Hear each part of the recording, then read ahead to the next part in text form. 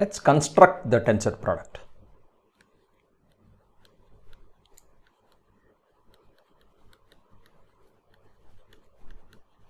Okay, so we'll show the existence by explicitly constructing the tensor product of two given modules m and n. Okay, so recall starting point again. I need to have m comma n,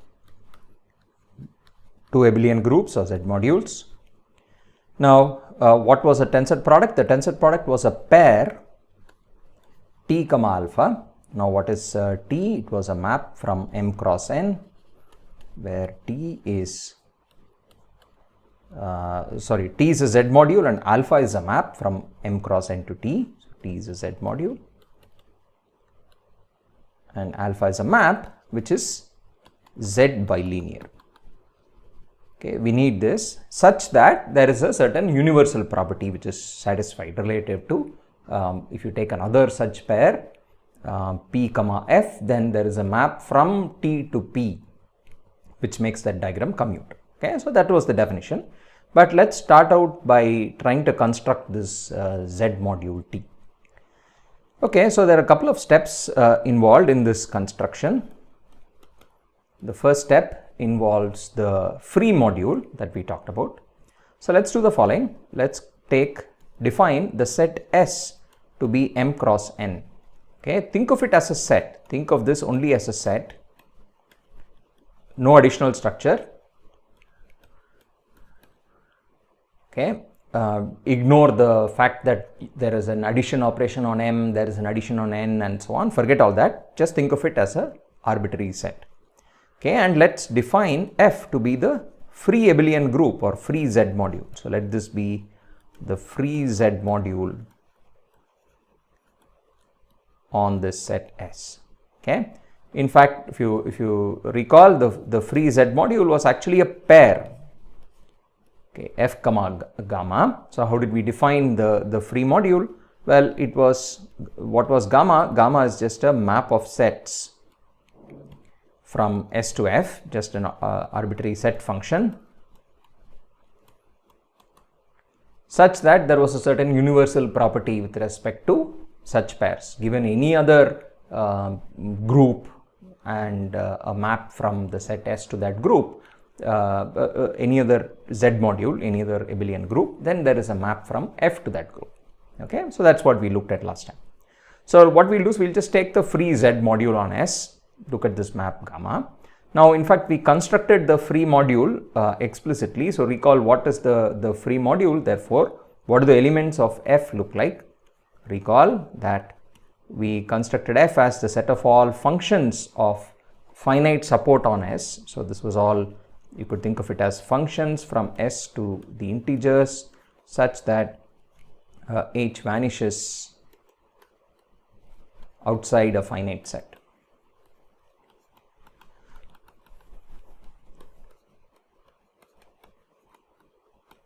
Right, and but on the other hand, we also wrote it in terms of, so we said every element of S has in fact a unique expression as follows. So you can write it as, so in this case the set S is all ordered pairs m comma n. So let me denote it like this, where m comma n ranges over the set S in this case, which is m cross n. Okay, where the C is Cmn, so we should say such that Cmn is an integer and finitely many are non-zero. So only finitely many non-zero. We should say all but finitely many are 0.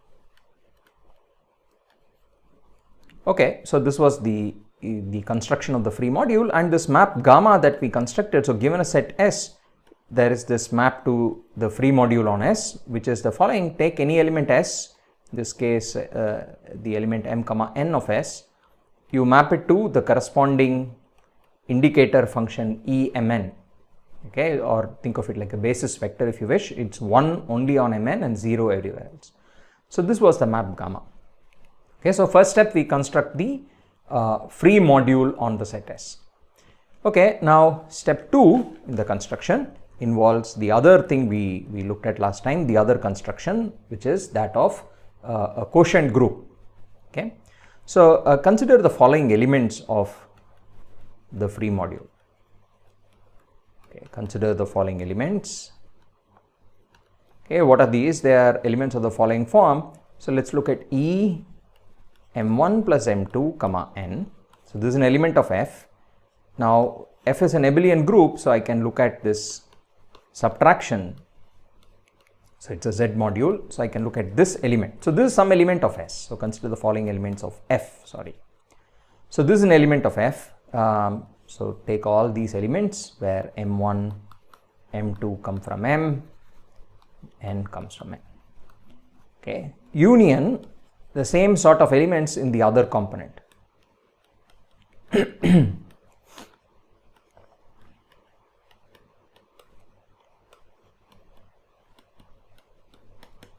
Okay, now M comes from M, N1, N2 come from N. Okay, so I've constructed a collection of elements, and what I'll do is I will take the subgroup of F generated by these elements. Okay, so let H denote the subgroup of F generated by these elements, which means it's the smallest subgroup which contains these elements. Okay, generated by these elements. Okay, i.e. H is, well, what's it? It's the intersection of all subgroups H prime, where H prime is a subgroup of F and H prime contains this collection of elements. Okay, so maybe we should call these elements something. So we'll call this the set U, and H should contain this set U. H prime should contain U. So it's the intersection of all such subgroups H prime. So I should say H prime is a subgroup. Okay, now of course here everything is an abelian group, F is abelian, and so any subgroup is automatically normal.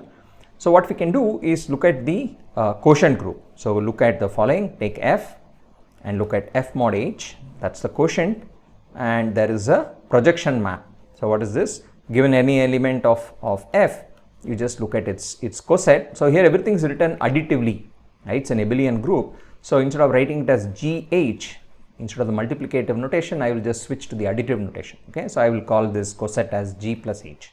So which is what you usually write as G bar, the coset of G. So this is of course a group homomorphism. Now let's sort of put these two things together in step 3. So what have we done so far? On the one hand, from M cross N, thought of as a set, I've got a map, a set map to the free group. Now from the free group, I have a group homomorphism. So pi, remember, is of course a group homomorphism to F mod H. Okay, now I'll call this as T. Okay, this is going to be our tensor product. So this is my definition, that this is the Z module T. So observe, so let's define T to be just the abelian group F mod H. So it's an abelian group, in other words it's a Z module, and I need to define a map, right? In order to say that this is the tensor product, I need to construct a map from M cross N to T. The map is just the composition of these two maps. Okay, so I will call this composition as alpha. So what is alpha? It just denotes the composition of pi and this map gamma. So our claim now is going to be that T comma alpha is a tensor product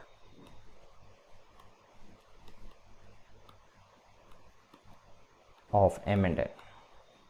Okay, so I say a tensor product, but recall we already showed that if it exists, the tensor product is unique up to a unique isomorphism. But we need to first show that this satisfies the axioms or the universal property of a tensor product. So let's first check what do we need. T is a Z module is all right, but we need to check that alpha is a bilinear map. So let's verify our claim. Okay, so here's the proof of the claim.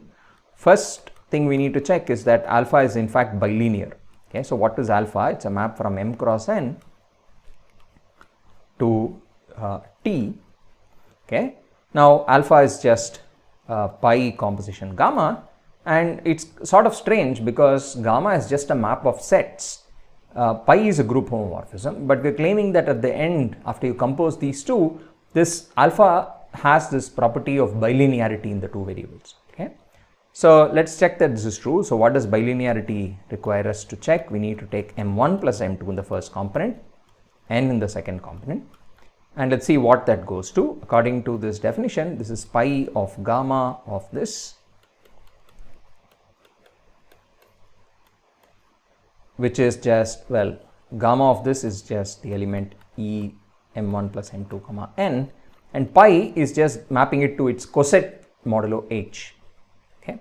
On the other hand, we need to check whether this is the same as alpha m1 plus n, sorry, m1n plus alpha m2n. Okay, we need these two things to be equal. So the question is, are these the same? Okay, so let's verify. So I will compute the other side. This, by the same token, is E m1n bar, this coset, plus E m2n bar. Okay, now what do these cosets really mean? Cosets, of course, mean that I look at this plus h, right? So the question is, when are these two equal? Are these equal? How do I check? Okay, now how do you check that two cosets are the same? So suppose I give you a coset g1 plus h. Okay, and I need to check whether this is the same as g2 plus h. Then recall that this is just the same as saying, well, I'll use again the subtraction here instead of inverse. G1 minus G2 belongs to H. Right? This is exactly what it means for two cosets to be the same. So here we just check similarly. So the addition, by the way, so when I say E bar of this plus E bar of this, I am trying to add two cosets, but recall that is just the same as, so let's also simplify this a little bit more. This is nothing but, so how do you add two cosets? So for example, what is G1 plus H plus G2 plus H? What's the addition operation on the coset space? On the quotient, it's just you add the representatives. Okay, so here again I do the same thing. I get E m1n plus E m2n. This is an element of F, and I take its coset modulo H. Okay, so let's check that these two answers are the same. Okay, I claim that they are in fact the same. This is the claim. Okay, so let's check. So to check it, I need to take that difference and check that the answer is in H. Okay, so let's compute what's the difference of the two representatives. So this again is actually this plus H. Okay, so let's write out the two expressions. On the one hand, it's this. Okay, and I need to subtract from it whatever is on the other side, E m1n minus E m2n. Okay, and I need to check whether this element is in H, but recall this is exactly one of the generators of H, right? I mean, that's the reason why H was chosen in this particular way. This was, of course, this is definitely in H because it was one of the generators of H. Okay, so similarly the other one. So this is done. So the claim is true. So in other words, the first bilinearity in the bilinearity in the first variable is in fact true. That is, this equality holds.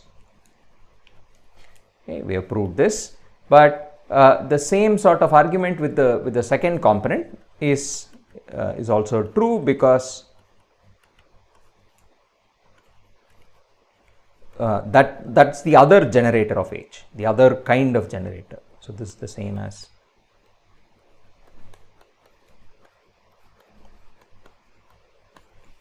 okay, same proof. Okay, good. So we have shown that alpha is bilinear, but what's the second thing we need to do? We need to check whether this pair T comma alpha has the universal property of a tensor product. Okay, let's check the universal property. So what do we need to do? We need to start with some pair P comma F. Okay, given PF, P is a Z module, and what is F? F is a map from M cross N to P, which is bilinear. Okay, F should be a bilinear map, Z bilinear. Okay, given these two, I claim that we can do the following. We can construct. So what do I want to do? I want to construct a map from T to P, right? I want to construct a a Z module homomorphism, Z linear map F tilde, such that this diagram commutes. That is, F tilde composition alpha gives me F. And this should be unique also. So there exists F tilde and this is unique. Okay, so this notation here just means unique. There exists with an exclamation just means there exists a unique whatever it is that we want to say. Okay, so the uniqueness is denoted by the exclamation. Okay, good. So let's show that this is in fact true. For this, we need to go back to the definition of T. So recall T was constructed in 2 steps. So we'll also construct this map via those intermediate steps. Okay, so let me do this. So on the one hand, I have a map from M cross N to P. Okay, F is actually Z bilinear, but for a start, F is, think of F only as a map of sets. Okay, why do I want to do that? Because the very first step in the construction of the tensor product involved using the free module. Okay, so before I bring in T, let me first do F. Okay, now look at this diagram. F is Z bilinear, but at the moment let me not worry about that. F is just a set map. I will only think of it like that. Okay, I'll come back to the Z bilinearity. So it's a set map. Therefore, by the universal property for free modules, I know that there exists a unique map from F to P. Okay, so this is a unique map. So maybe we should call it F, maybe something else, so as not to confuse with the tilde there. Let me call it F bar. Okay, so there exists a unique map F bar. Maybe we'll just call it G. There's a unique map G. What sort of map is this? This is a map of, it's a homomorphism of groups. There exists a unique Z linear map G from F to P such that the diagram commutes. Okay, what have I used here? Just the universal property of the free group. So this is the universal property or the definition, if you wish, of the free group F comma gamma, the free abelian group or free Z module. Okay, now step 2, we will use the universal property of the quotient. Now recall F mod H is what is T. This is the projection map. Okay, now forget about the top part of the diagram. Let's only focus our attention on just this portion. So I have this map. Just look at the arrows in red. Okay, I have the arrow pi and I have the arrow G, and what was the universal property of the quotient F mod H? If I have a group homomorphism from F to P whose kernel contains H, okay, then I know that there exists a unique map from F mod H to P. Okay, so now step 2 is, if the kernel of G contains H, then we know the following. Then there exists a unique map, maybe which we'll now call G tilde. It's a unique group homomorphism. So in this case, it's everything is an abelian group. So I can think of it as a Z module morphism. There is a Z linear map G tilde from F mod H to P such that this diagram commutes, meaning the diagram in red, G tilde composition pi gives me G. Okay, this was by the universal property of, so this last bit is the universal property of the quotient group. Okay, now let me show that I claim that the kernel of G certainly contains H. Okay, now how do I prove this? Now that's where I need to go back and use the fact that it was, F was not just an arbitrary set map, it was actually more than that. Okay, of course, if it's a set bilinear map, in particular it's a set map, but I'm going to use the Z bilinearity to show that the kernel of this map G contains this subgroup H. Okay, so the claim is this is true. Okay, so let's prove this. So claim kernel of G is certainly contains H. Okay, so H is inside the kernel of G. Remember, however, to prove this, H is generated by a bunch of generators, right? If I show that the generators are all there inside kernel of G, then it automatically follows that H itself is inside the kernel of G. Okay, because the kernel is a subgroup and H is the intersection of all subgroups which contain that collection of generators. So proof enough to show that the generators belong, enough to show that the generators, which I call U, is contained in kernel of G. Okay, now let's prove this. So what's a typical element of U? So let's show it for one kind of element. So look at E m1 plus m2 comma n minus E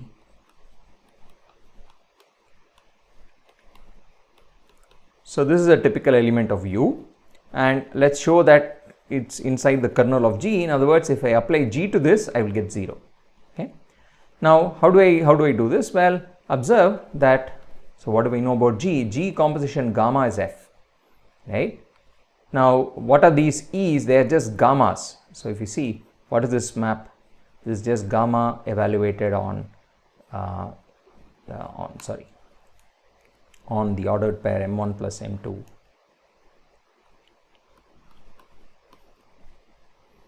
Okay, minus gamma of, just by definition. What does gamma do? It just maps an ordered pair to E of that ordered pair. Okay, now G is however a group homomorphism. So I know that G is Z linear. So this splits into 3 pieces. So this is G of gamma of.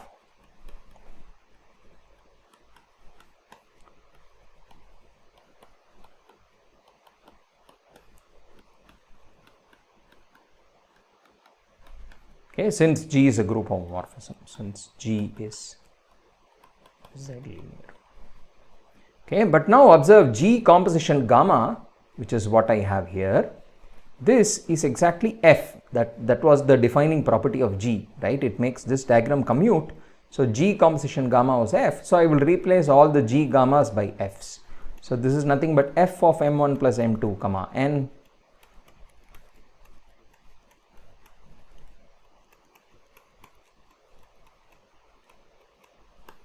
But then that's 0 because F is bilinear, because F was bilinear.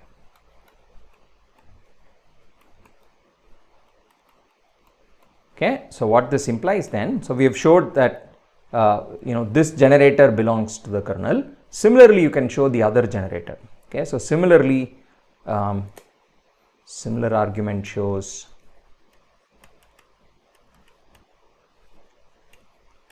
that the other generator E m comma n1 plus n2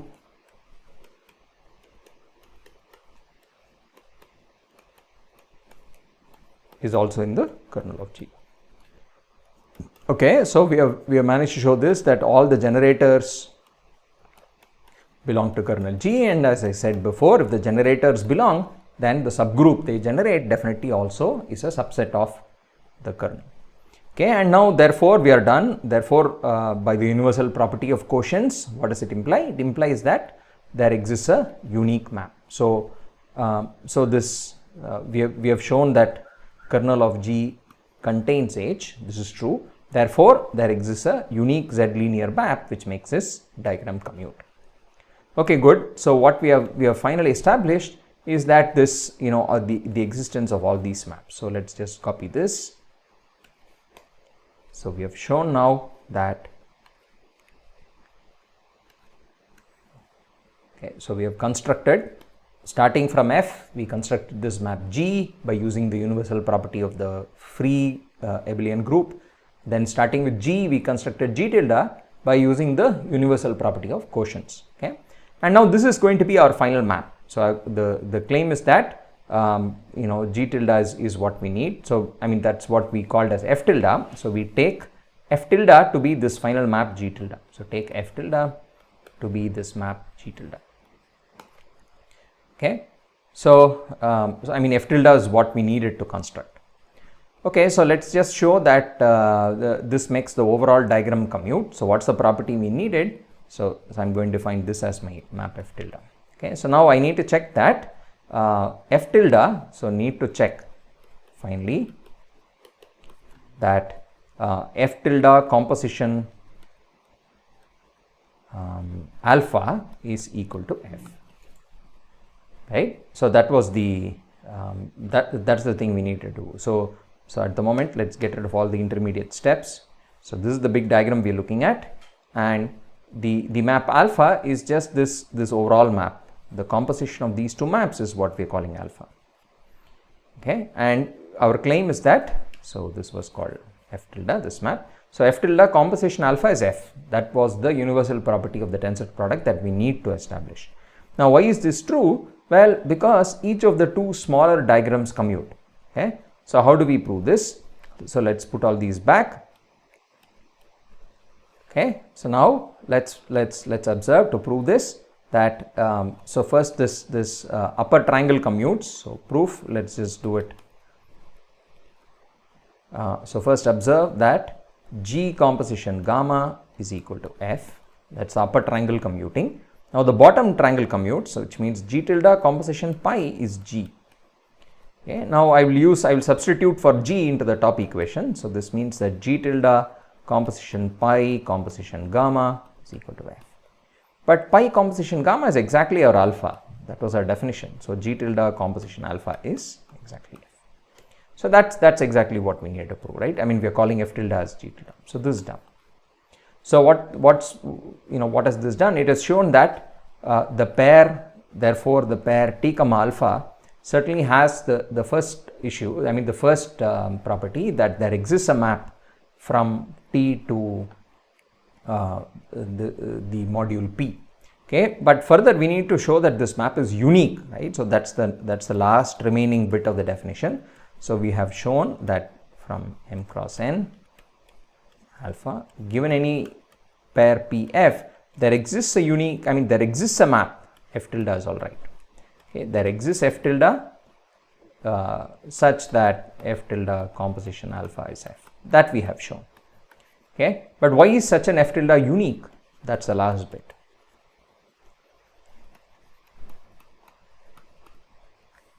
Okay, so let's show uniqueness. So suppose I have another map. Okay, so let's call this H tilde maybe.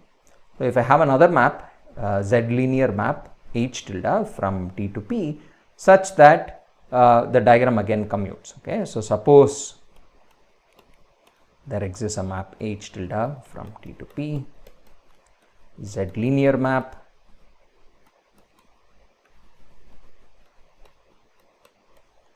is also f. Okay. Now observe, what does this mean? This means that both f tilde and, so this is alpha of mn is f of mn, but that's the same as h tilde of alpha of mn for all ordered pairs mn. So what this means is that f tilde and h tilde, so if you look at this, f tilde and h tilde, they agree on the elements of the form alpha of mn. Okay, so this means they are equal to each other. Therefore f tilde and h tilde agree with each other, have the same values on the image of this map alpha, right? That's what this means. Any element which is in the range of alpha or the image of alpha, on such elements f tilde and h tilde take the same value because it's f of mn. Okay, but the claim is that this image of alpha generates this group T. Okay, so that's the last claim we'll make, that this image of this map alpha generates the abelian group T. Okay. So once this claim is proved, then it implies that f tilde and h tilde agree on all of T. Okay. So observe that once claim is proved, so assuming the claim we are done, so we will just write that as an aside, assuming claim, what do we obtain? We can conclude that if two homomorphisms agree on a generating set, then they agree everywhere. And then f tilde agrees with h tilde on all of T. Okay. So let me leave this as an exercise for you to prove. that if two group homomorphisms agree on a generating set, then they agree on the entire group. Right, okay. So let's prove finally the claim. That's all remains, that the image of alpha generates the module, the group T, and that again is just from the definition. So what was alpha? How was it defined? You first take this map gamma to the free group. So each m comma n goes to E sub mn. Okay. Now observe that the E sub mn's, they generate F for sure. Okay, this we know. E sub mn's, in other words, the image of gamma. Okay, this is just the image of gamma. That certainly generates the free module or the free abelian group, right? Why is that? Because, well, we already showed this. Every element of F can be written as a linear combination with integer coefficients of the EMNs. So if you have EMNs in some subgroup, then that subgroup is the entire group F. Okay? It's the entire module F. Now, okay, good. So they generate F, and now this map pi here is a surjection. So this is F mod H, which is T. Okay. So since pi is an onto map and this is a generating set, it implies if you apply pi to this generating set, then that's again a generating set.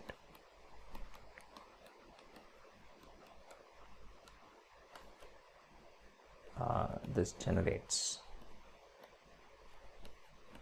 F mod H since pi is an onto map. Okay, again exercise, this is just a completely general fact. If I have two groups and I have an onto map between them, which I will indicate by this double arrow, so I have an onto homomorphism, we will call it phi. Then if a certain subset generates G1, so if S subset of G1, then S generates the group G1, meaning the smaller subgroup of G1 containing S is just G1 itself, then its image generates G2.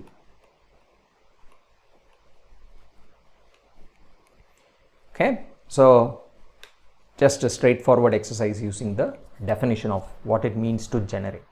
So when I have an onto map and I have a collection of generators for the domain group, then their images will generate the image. So this is now, this goes to E mn bar. Okay, so therefore because pi is onto, this means that the E mn bars. So in other words, i.e. what we are saying is that you take these elements E mn bars inside T, they generate T. Okay, so this collection of elements.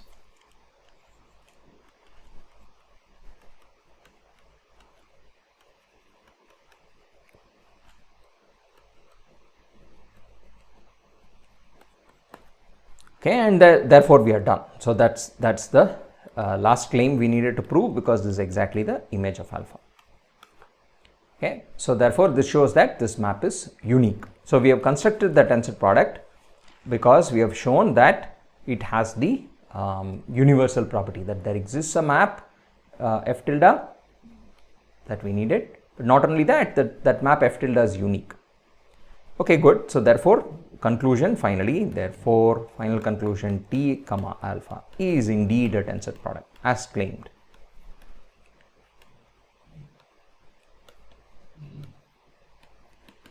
Okay, now we have so a couple of remarks on notation, which is that these, so we tend to write T as M tensor n.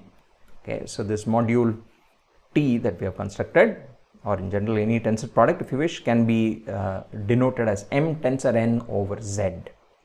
Okay, the Z is just to say they are both Z modules, and we are thinking of the tensor product as Z modules.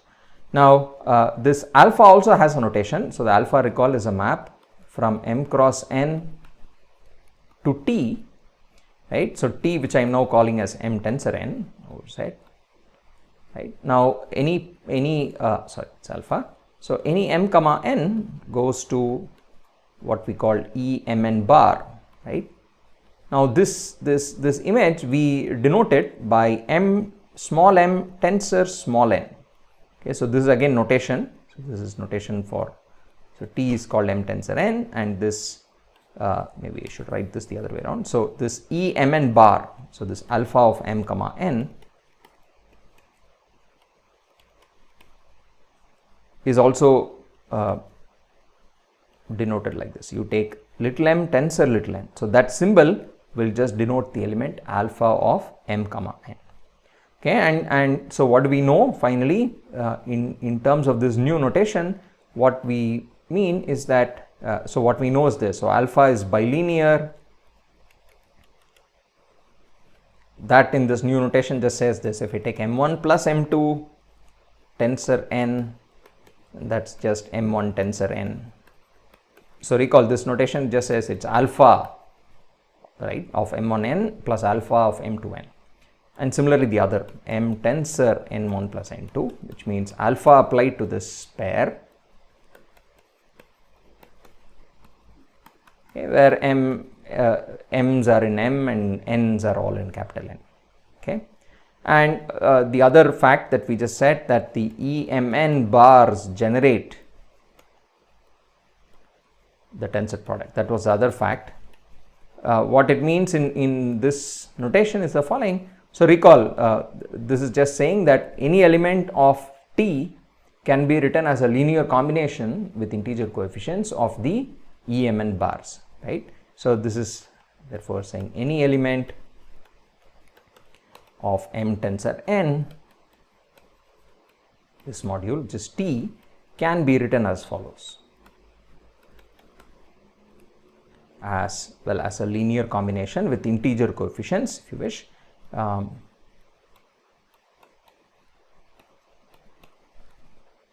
some finite sum, as a finite of terms like this. Okay, so this is a finite sum, it ranges over some finite collection where mi's are in m, ni's are in n. Okay, why is this? Well, recall, we know that we can certainly write it as a linear combination CMN in our earlier notation. CMN, EMNs are a typical element of F, and this is now when you apply the map pi, this gives you an element of T. Okay, but this I will rewrite in my in this other notation. So this is nothing but summation CMN alpha mn, if you wish. I mean, this is a finite sum over certain m's and n's. So what I am doing here is just calling the m's and n's which appear in this summation as mi and ni, but this coefficient c that I get, this constant here, that I am just going to take into the so recall alpha is bilinear, which means that you also have this. So recall, by the way, when we said bilinear, so we also made this remark earlier, that this also means that if I take am tensor n, where a is an integer, then this is just a times m tensor n for all a integers, and this is also the same as m tensor an. Okay, why is this? Well, we proved this, that bilinearity just means that you can, multiplication by a is like repeated addition those many times. So this last axiom just follows from the other earlier ones. Okay, so this is, I can write this as alpha times, I can push this CMN, this number, into the alpha because of bilinearity, and now this final expression is what I have written in this way. Okay, so this is like saying, so this is my, this is one of my mi, I mean this is my mi and this is my ni. Okay, and so what we have finally shown is that any typical element of m tensor n can always be written as a linear combination of the various EMNs, and I can, often in terms of, when one wants to write down proofs and so on, it's easier to just choose this more compact way of saying it instead of putting some constant CMN in front. Okay, good.